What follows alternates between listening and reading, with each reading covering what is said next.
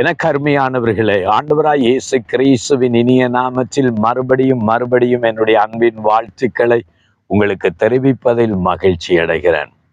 உங்கள் வாழ்க்கையில நீங்கள் கடந்து போகிற பாதை ஒரு வேளையில ஆசீர்வாதத்தின் பாதையூடாக நன்மையின் பாதைக்குள்ளாகவும் கடந்து போகலாம். சில வேளைகளில பாடுகள், அவமானங்கள், துன்பங்கள், நிந்தைகள் என்ற ஒரு பாதைக்குள்ளாலும் கடந்து போகலாம். ஆனால் நீங்கள் வாழ்க்கையிலே போய்கொண்டிருக்கிற ஒவ்வொரு பகுதிகளிலும் தேவனை எப்படி அறிந்திருக்கிறீர்கள்? சில நேரங்களிலே சில வாழ்க்கையில நான் அறிவேன், ஆசீர்வாதம் அநேகரை ஆண்டவரை விட்டு தள்ளிவிடுகிறது, தூரப்படுத்தி விடுகிறது. ஆசீர்வாதமே அவர்களுக்கு சாத்தானாக மாறிவிடுகிறது. ஆசீர்வாதமே சோதனையாக மாறிவிடுகிறது. ஆசீர்வாதமே அவர்களுக்கு கண்ணியாக மாறிவிடுகிறது. சில வேளைகளில பாடுகளில, உபத்திரவங்களிலே உண்மையாயிருந்தவர்கள், உபவாசித்தவர்கள், தேவனை நம்பினவர்கள், ஜபத்திலே உறுதியா இருந்தவர்கள், ஆசீர்வாதம் வர ஆண்டவரை விட்டு விலகி, விசுவாசத்தை விட்டு விலகி, சில வேளைகளிலே ஆசீர்வாதமே வாழ்க்கை என்று அழிந்து போனவர்கள் அநேகர் உண்டு.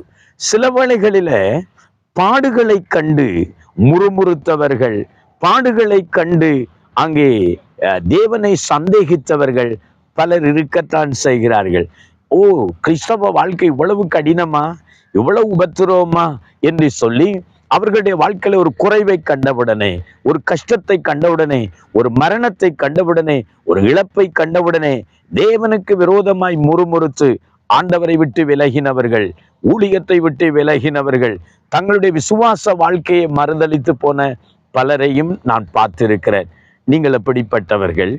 ஆசீர்வாதத்திலே தேவனை தேடுகிறதை போல பாடுகளிலும் உபத்திரவங்களிலும் தேவன் மேல் நம்பிக்கை வைத்து தேவனை சேவிக்கிறீர்களா? மற்றும் பாடுகளிலும் உபத்திரவங்களிலும் நீங்கள் உறுதியாயிருந்த காலத்துல அதுக்கு மகிமையாக ஆசீர்வாதத்தை கொடுக்கும் போது நீங்கள் பாடுகளிலே இருந்த நம்பிக்கையோடு, நிச்சயத்தோடு நீங்கள் அந்த ஆசீர்வாதத்திலும் அங்கே தேவனை சேவிக்கிறீர்களா? தேவனை உத்தமமாய் பின்பற்றுகிறீர்களா? இதுக்கு ரெண்டுக்கும் இடையில தான் ஒரு மனிதனை நான் தியானிக்கிறேன். யோபு என்ற ஒரு பக்தன். யோபு ஊர் தேசத்தில ஒரு பெரிய ஐஸ்வர்யவானாக கர்த்தர் அவனை மேன்மைப்படுத்தி வைத்திருந்தார். அவனுக்கு ஆயிரமான ஆடுகளும் மாடுகளும் சொத்துக்களும் சுகங்களும் பிள்ளைகளும் நல்ல செல்வந்தமாய் சுகமாக சந்தோஷமாய் வாழ்ந்திருந்தவன். ஆனால் ஒரு நாள் அவனுடைய வாழ்க்கையில் ஒரு பெரிய புயல் காற்று, ஒரு பெரிய சோதனை, ஒரு பெரிய பாடு, உபத்திரவம்.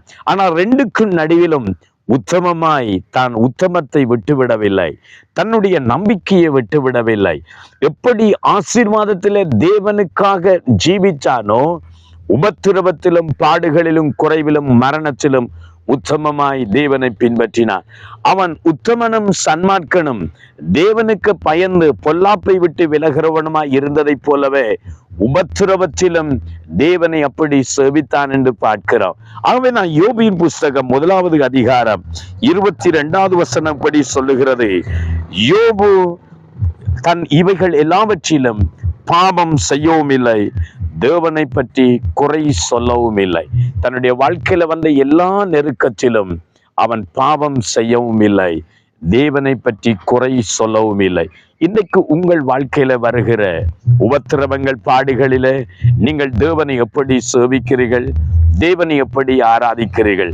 யோபை போல உத்தமமாய் தேவனை சேவிக்க நான் வாழ்க்கையை அர்ப்பணிப்போமா? உத்தமனுக்கு கர்த்தர் துணையாயிருக்கிறார். நீங்கள் எல்லா நேரங்களிலும் உத்தமமாயிருந்தால் கர்த்தரே உங்களுக்கு துணையாயிருப்பார். ஜெபம் பண்ணுவோமா? ஆண்டவரே, எல்லா நேரங்களிலும் யோபுவை போல நான் உத்தமனாய் வாழ சுவாமி எனக்கு உதவி செய்யும் என்று சொல்லி கேளுங்கள். கர்த்தர் உங்களை ஆசீர்வதிப்பார். ஜெபம் பண்ணுவோம்.